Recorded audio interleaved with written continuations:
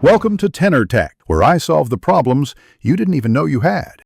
You start by confirming hardware and access, check the cable and router power, and sign in with an administrator account so you can change drivers and settings. Open Device Manager immediately. Look for network adapters and the Ethernet entry.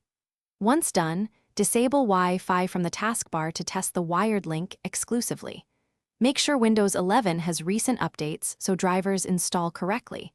This avoids driver conflicts later. Now proceed to enable or update the adapter.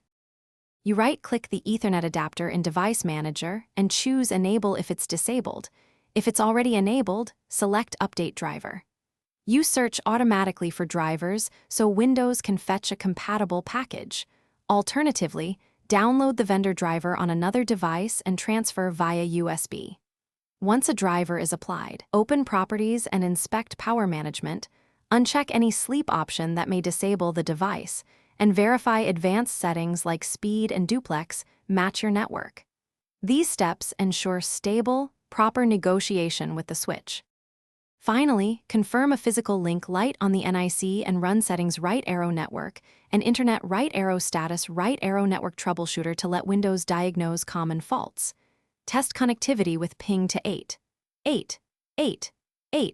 If successful, set Ethernet priority via advanced network settings so wired traffic is preferred. If problems persist, reset the network stack or roll back the driver in Device Manager. This often undoes a bad driver update. One key troubleshooting tip: swap the cable and port to rule out faulty hardware before deeper diagnostics. Thanks for watching. Subscribe to keep your life in tune.